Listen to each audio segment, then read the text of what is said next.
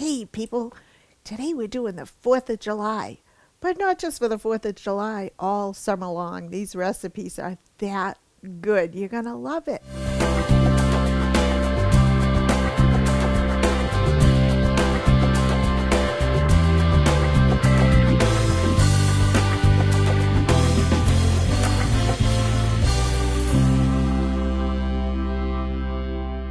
Hey, I'm Cathy Neptune and welcome to my kitchen.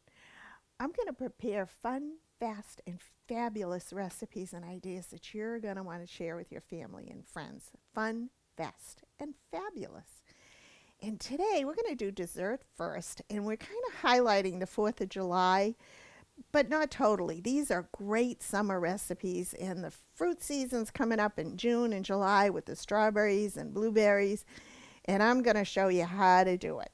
And we're going to start out with, look at this, a homemade pie crust. Now, I don't want you to be intimidated by making your own pie crust. Look at this. Now, you can buy the frozen pie crust, or you can use, this happens to be very ice cold shortening and flour, a little bit of salt and ice water. That's all you need. But I think people are concerned when you're baking a pie crust like this. You can do what they call a blind bake, and you need pie weights. Or I used to do beans and put beans in here to hold the pie crust down. But if you didn't want to go through all that, see how I've pierced the raw pie dough with a fork, especially in the creases in the corners. And when you do that, it won't puff up and slide. And another thing is, don't overstretch or overwork your dough. Just gently fold it into the areas in the corner and then drape it on the side, and you're going to have a perfectly baked pie crust.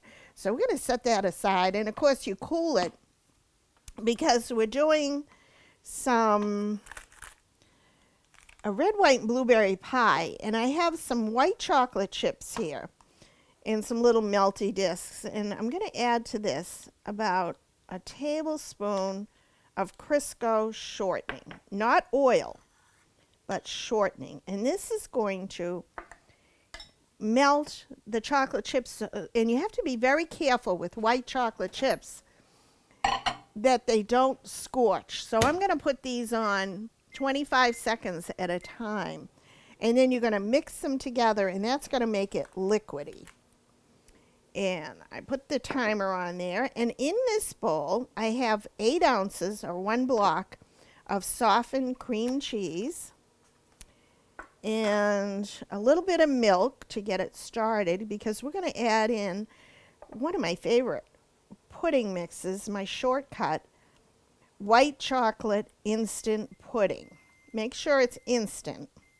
And if you couldn't find white chocolate instant pudding, you could use a cheesecake, cheesecake instant pudding, as long as it's instant pudding. You could even use vanilla if you couldn't find it. Now this will take a few rounds in the microwave, but this, as I said, scorches very easily. So we're just going to put that back for another 30 seconds, and this is on high. So 30 seconds on high will be good. And then I just added, I have here a total of 3/4 cup of very, very cold milk. And what I'm going to do is just take my mixer, and because the cream cheese has been softened, it's easier to mix. So we're going to gradually start off very slowly with your mixer.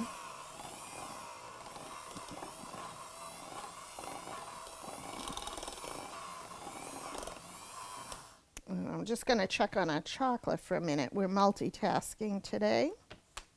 I don't know what we ever did before we had microwave ovens.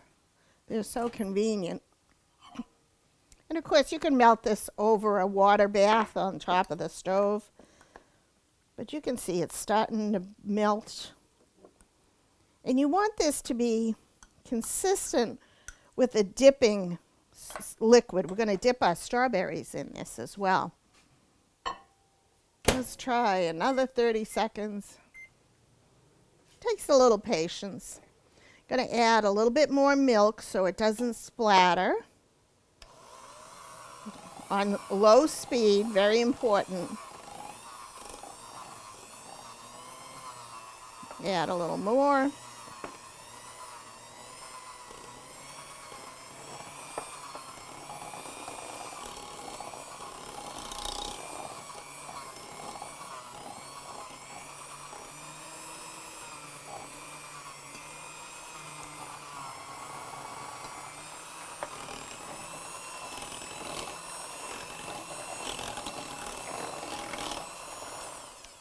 Okay, I'm going to check on our chocolate again.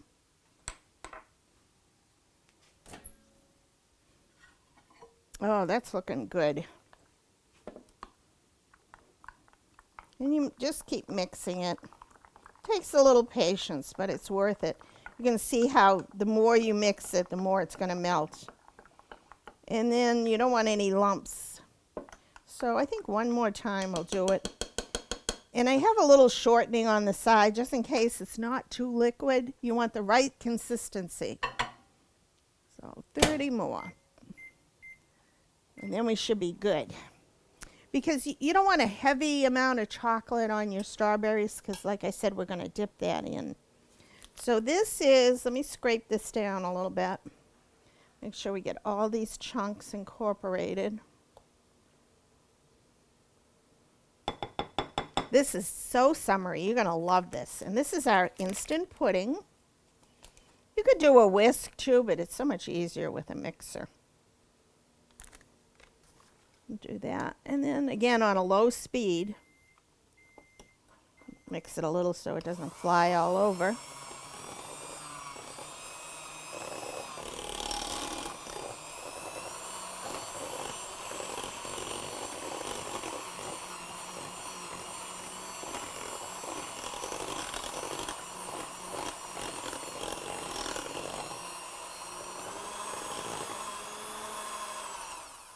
And that is done. No cooking here, which is going to be good. Let's check our chocolate. Oh, look at how creamy this came out. Look at this.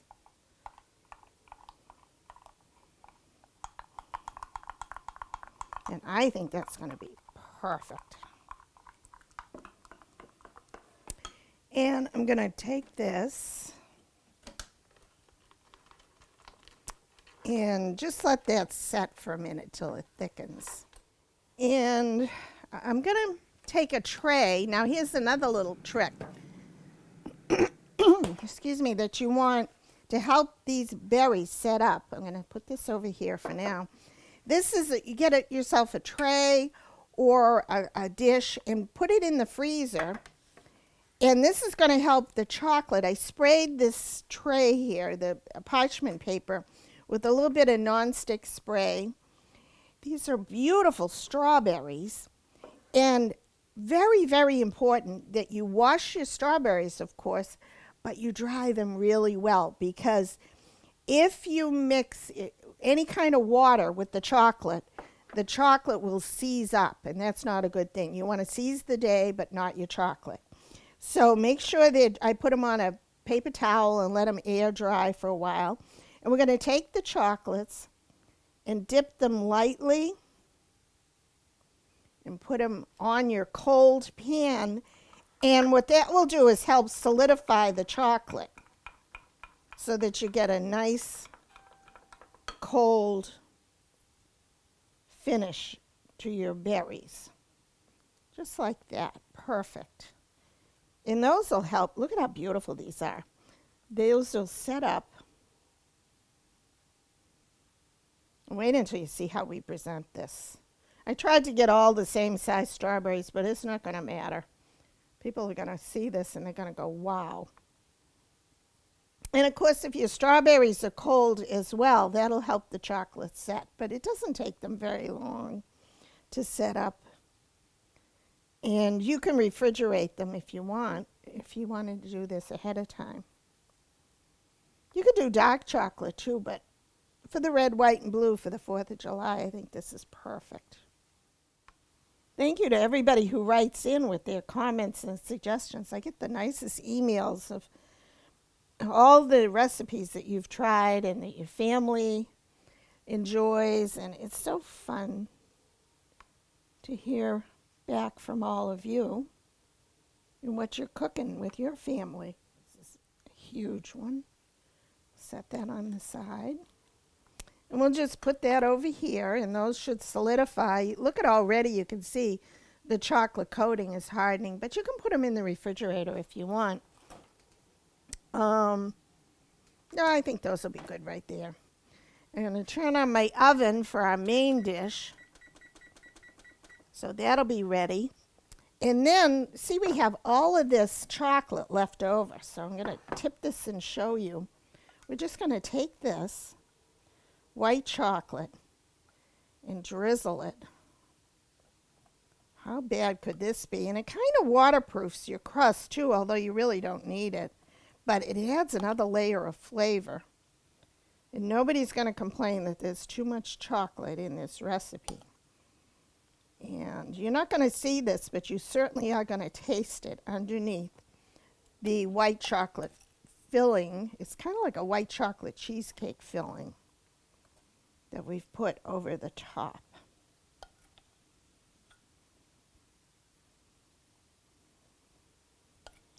So I am going to put this, I think, in the refrigerator just to set up, just for a minute or two. I'm going to set that in the refrigerator, and when we come back, we're going to do our main dish. You're going to love it. It's really good. We'll be right back. Hey, welcome back. I stuck this chocolate so the chocolate could set up a little bit. You can see it's hardened, and I put it in the freezer for about 5 minutes just to make it solid. And then we're going to take our cheesecake filling and place that right over the top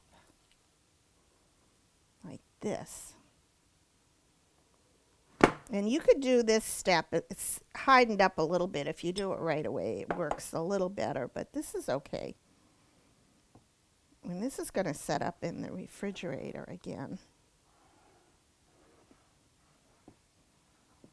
We'll just make a nice bed to put our strawberries over the top.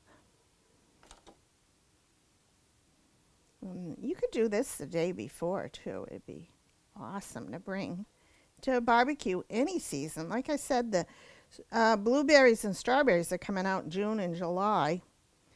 So you have this in your repertoire. You could even do raspberries. Remember the trick with the red raspberries? You put a white chocolate chip in the little stem hole of the raspberry, and that would be a beautiful garnish for this, for the 4th of July. So we're going to set this in the refrigerator. And we're going to do our main dish. Excuse my back. And that's going to set up. And we're going to do yogurt chicken kebabs with some fresh herbs. So here's our tray of goodies. And I did some ahead of time, and I'll talk a little bit about that. And we're going to make a marinade. And this is one of my new favorite things. If you don't have one of these, check this out. You just put your baggie in there. So you know how you fill things and they tip over and everything? This is like awesome. So I'm going to put that there. And I started out with half a cup of yogurt, not a flavored yogurt. You don't want vanilla chicken.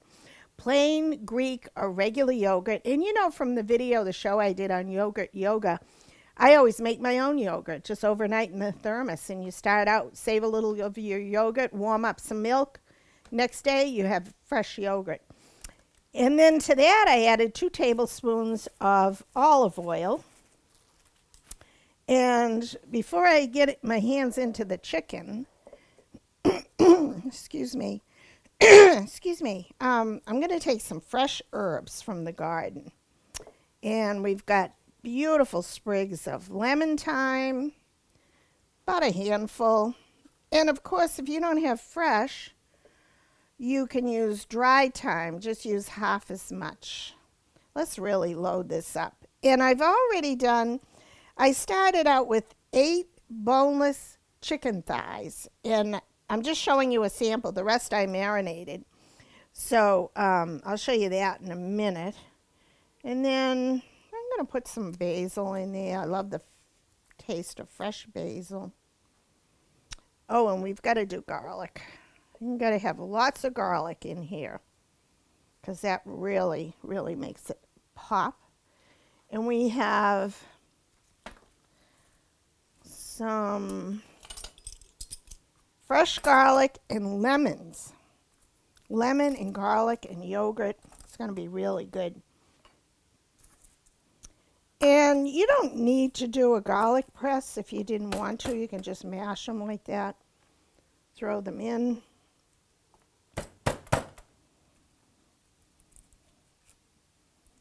And take the peel, just crunch them up a little bit because this is all going to be drained out. And like I said, a lot of garlic. And you know what's nice about this? You can do it ahead of time and marinate it overnight or for 4 hours. It'll be good to go. So let's do that. And then some fresh lemon juice.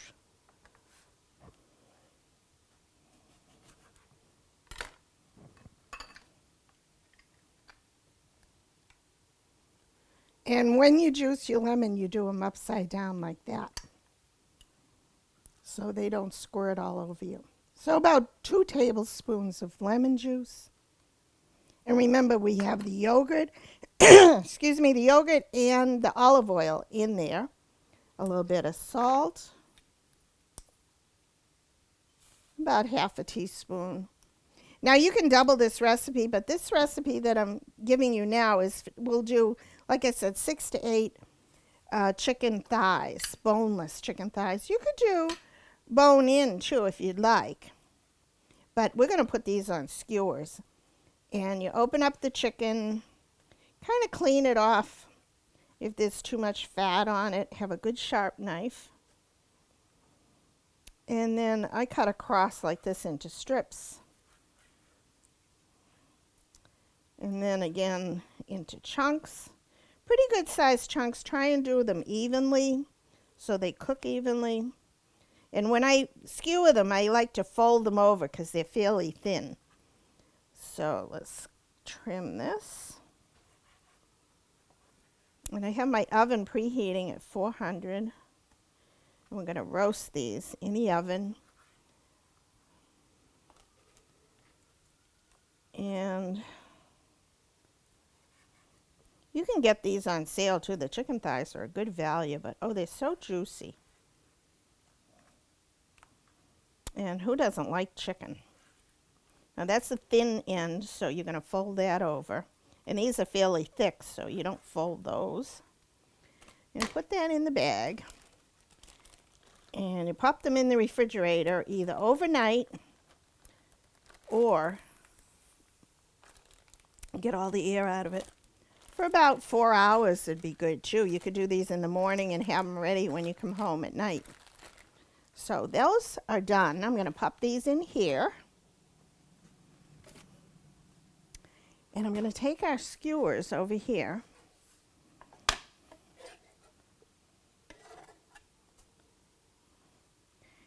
And we're going to do these. I've soaked our skewers for at least an hour. So we have those. And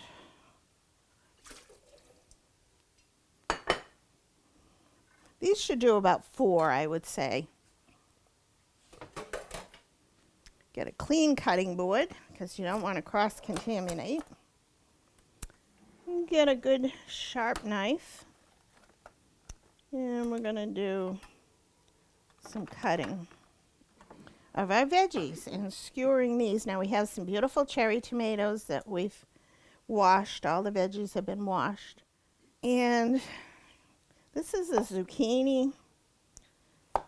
This is the chicken that I've drained, you can see.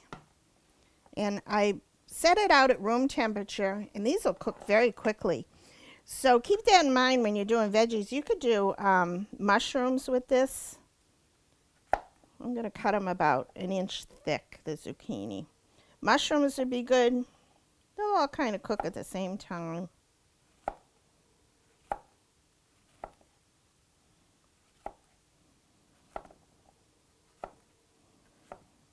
And I wouldn't cut the zucchini ahead of time. I do it right at the last minute. And I'm going to grab a bowl over here because I want to take, and what I have here is just some garlic and olive oil. And I want to season up the zucchini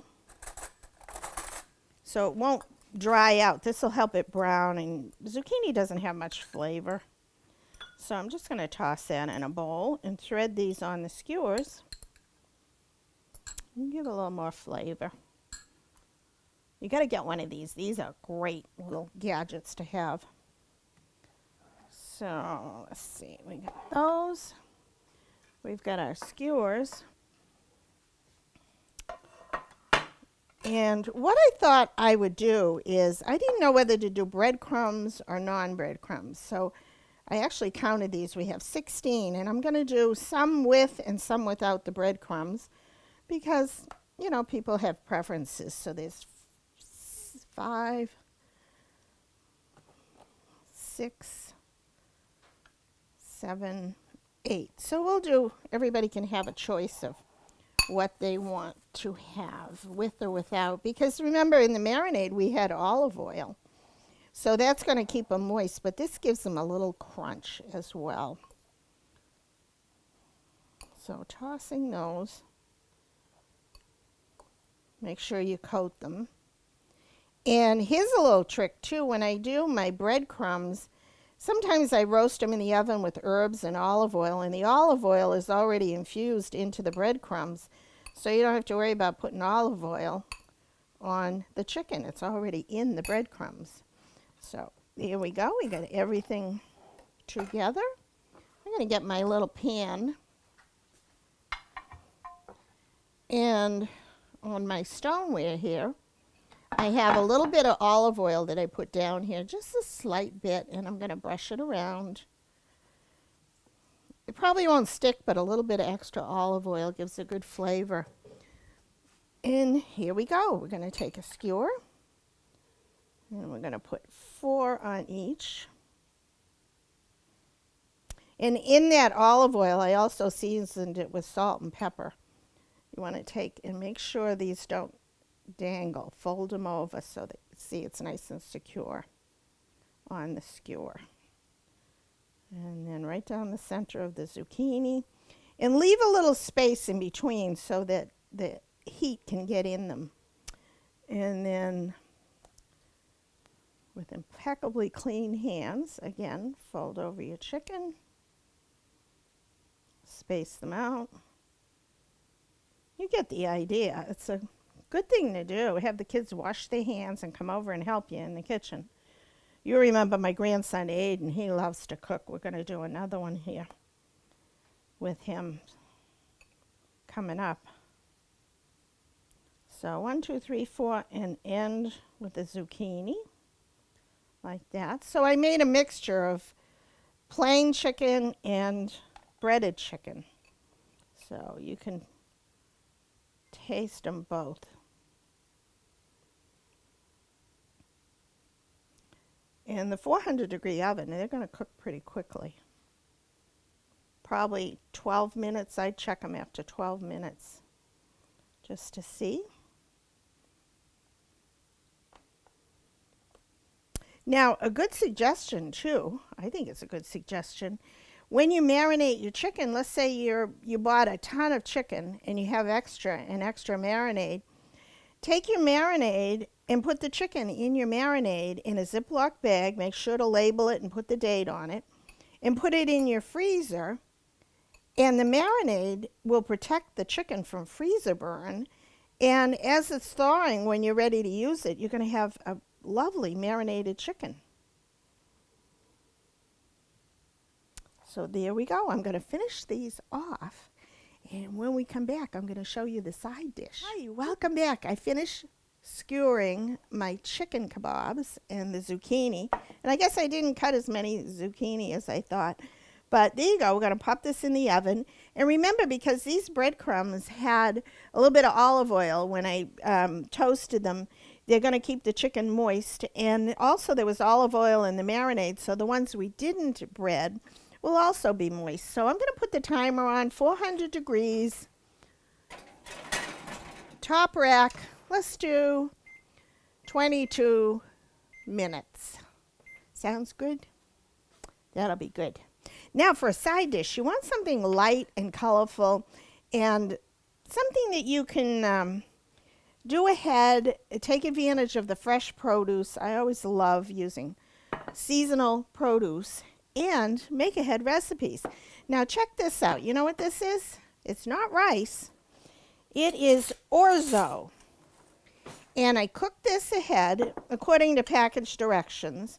And it's basically 2 to 1. You take 2 parts of the raw orzo, which is a pasta shape. And so 1 cup of orzo, and here I used 1.5 cups because I love the leftovers for this.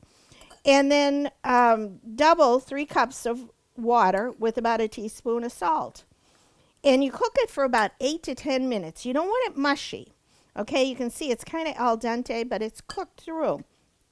And then, very important, the minute it comes out, put your timer on 8 to 10 minutes. And you put this in a strainer, you strain it out, and then you soak it in a little, or rinse it really well with some cold water. And that's all you need. You just kind of let it drain there for a while. It takes a while for it to drain completely. And then to protect it, I add just about a tablespoon of olive oil. You can see it's shiny, and that just prevents it from sticking on you. And I think that's a nice thing. This is so refreshing. And I love salads like this because you can take whatever's in season and then just go with it. So we're taking cherry tomatoes. And do you remember the trick I showed you? I don't know if I ever showed you this. But it's on my video that I did with Kevin O'Leary in Nantucket, and he was blown away by this. So you take a plate, and you put a plate like this. I'm going to move this so you can see what I'm doing. And see how it's up, and you press down slowly just to hold it on the top. And you run your knife parallel to the bottom, and you slice all your tomatoes in half. Now, if you like to just slice them one at a time, you can do that too. But that is a good way. We're going to put those in with our salad. Should we do a few more? Yeah, I think so. This is so good, leftovers. And this, I bought just a pint of cherry tomatoes and washed them as well. But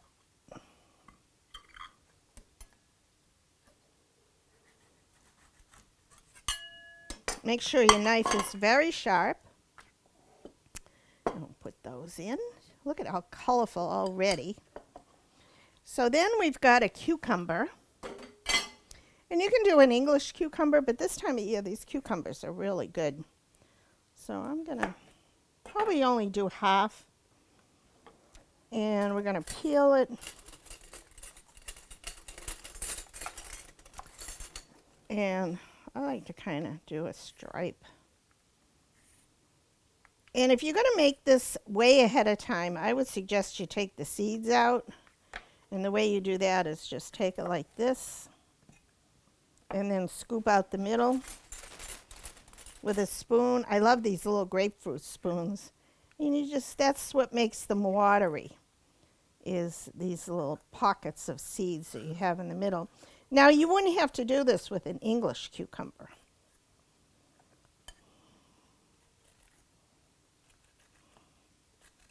You could put chicken in this salad too, or shrimp would be delicious. That would be a main dish for me. So we're going to take big chunks of these and put them right in with our tomatoes. That should be just enough. And I love these recipes because you can add or subtract whatever you like or what you don't like.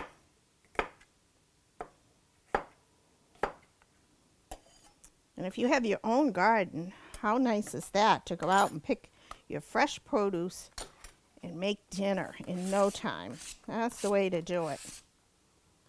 And then I love red onions. And remember the secret I told you about picking out an onion? Try and get, whether it's a red onion or a white onion, the flatter they are, the sweeter they are. Or you could just get a Vidalia onion, but I was going for color with this, so I'm going to do the red onion.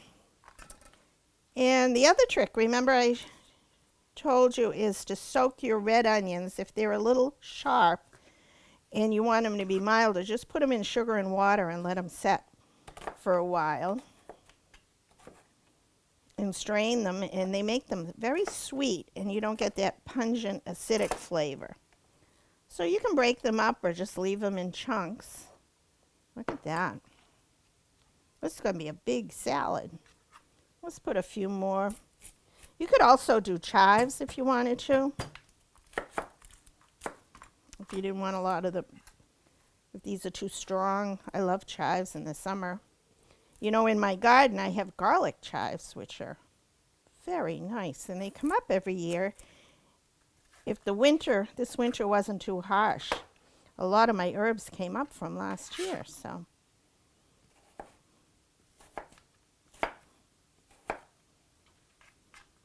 Ooh, that onion is strong.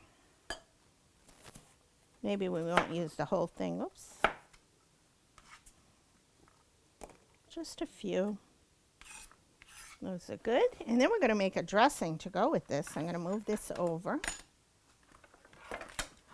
Oops. Oops. I'm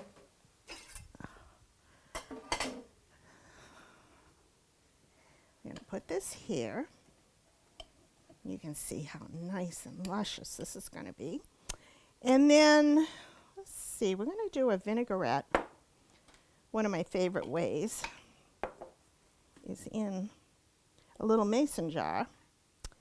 And I'm going to do, where's my juicer?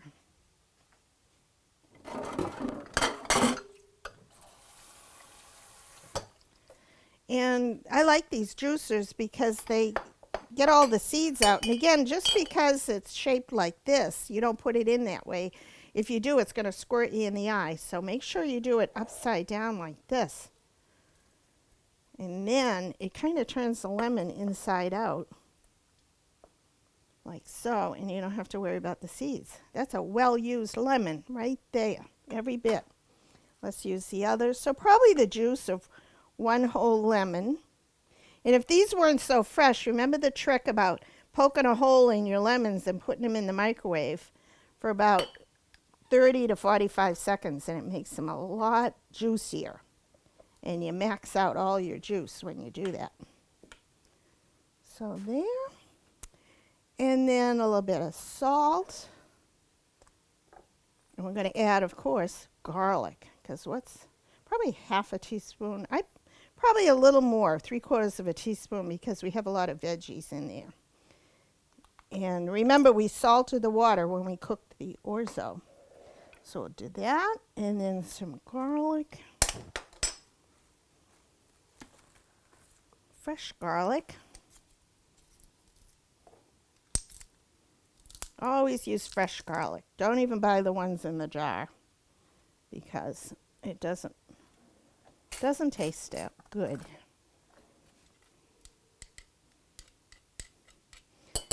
And then think about what herbs would go good, what you have in your garden. We have parsley. I think I'm going to put some basil in there because I do have the basil. Do you know I have lemon basil in my garden? Have you ever had lemon basil? Oh, it's so good and fresh.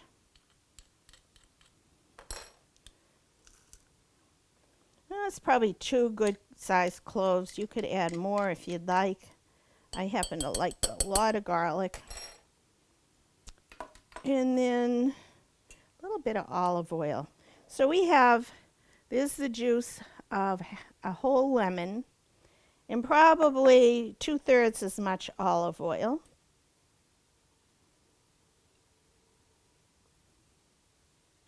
You can always add more, you taste as you go. And how about a little fresh pepper? Why not? And always get a good grinder and freshly grind your pepper. So these little details, especially with pepper and spices, really makes a difference. And we'll put the cover on very tightly and shake it up. This is a good job for the kids. Have them come in here and do that. And then I'm going to tear some fresh herbs, fresh parsley that has been washed. And I like to tear it so they don't bruise and you get big, nice pieces.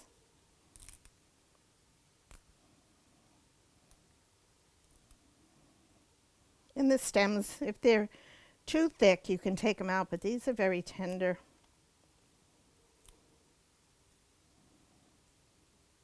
And I even have a little bit of oregano. Look at how cute that is. And this is very strong, so you put a little bit. And I think I'm going to add a little more olive oil to this.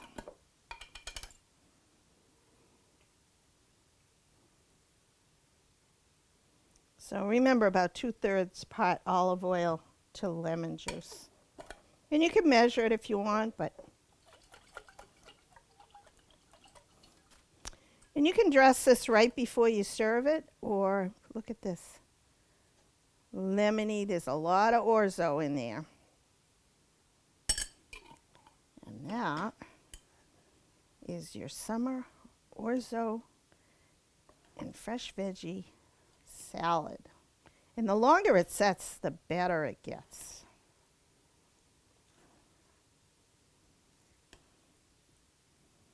That looks amazing. So what else could you put in here? You could char some broccoli. You could roast your lemons before you juice them. You could put peas, sugar snap peas would be great.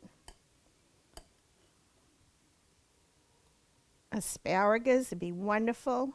That, you know, that would be good if you did asparagus and then did roasted garlic shrimp on the top. That would be awesome.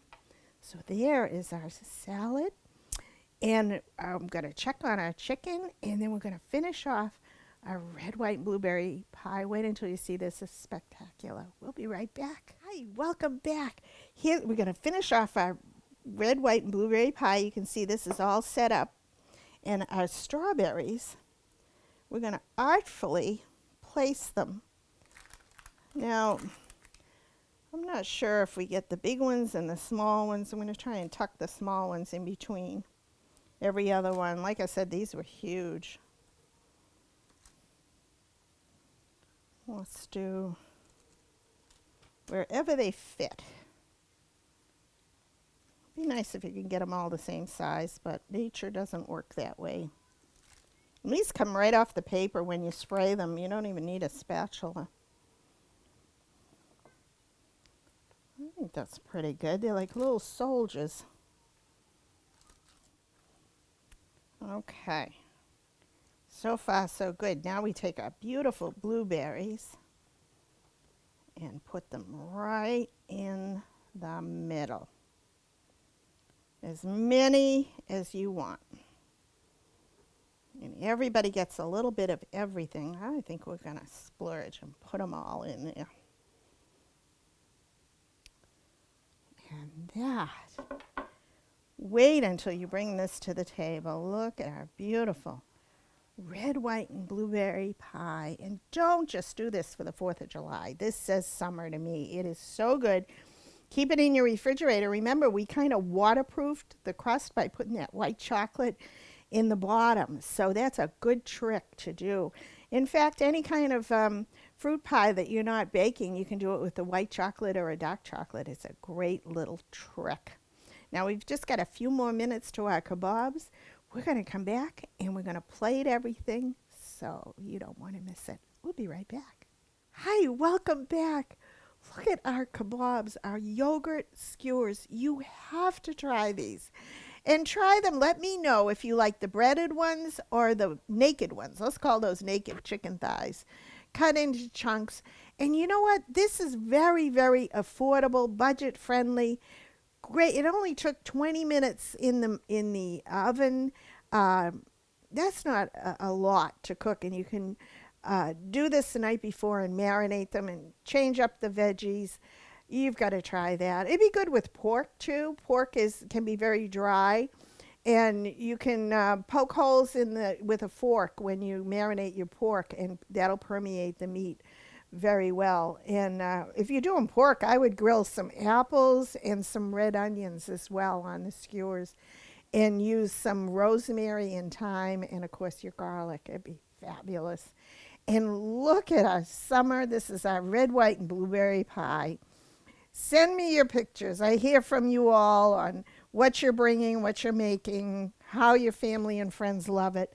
That is great. And I'm going to take a little bit of green chives, put that over the top, and let's call that done. Spectacular.